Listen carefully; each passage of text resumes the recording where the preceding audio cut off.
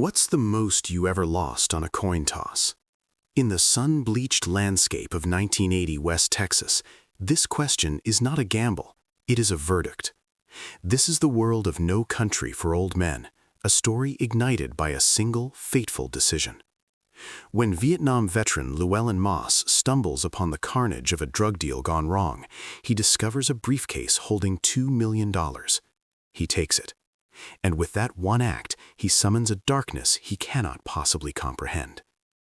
This is more than a crime story. It is a modern Western, a collision of three central figures.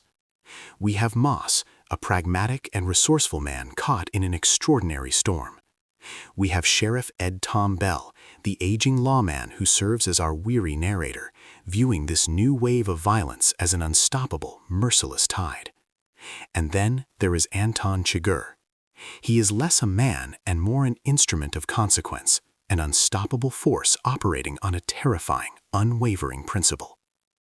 Inside a desolate gas station, a proprietor tries to make small talk, completely unaware that his life now rests on a quarter spinning in the air. Chigurh's low voice insists the man call the toss, turning a simple transaction into a moment of unbearable existential dread. This one scene perfectly encapsulates the film's chilling power. The Coen Brothers adapted Cormac McCarthy's novel with fierce loyalty, and their vision was crystallized in Javier Bardem's performance.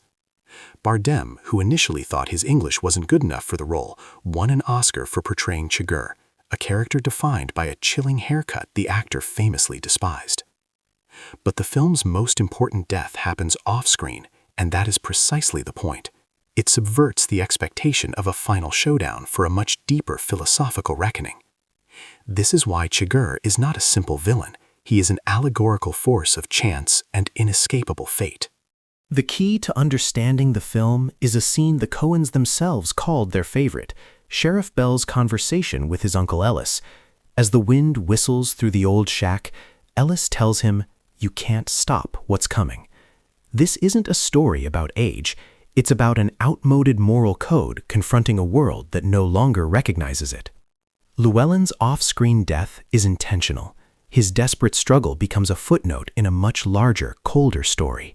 The film's haunting end belongs not to him, but to Sheriff Bell's two dreams, one of failure and the other of his father, riding ahead of him in the cold and the dark, carrying fire into the void, a small, fragile flicker of hope. This bleak, powerful vision resonated with audiences and critics alike, grossing over $171 million and winning 4 Oscars at the 80th Academy Awards, including Best Picture. A film that reminds us, you can't stop what's coming.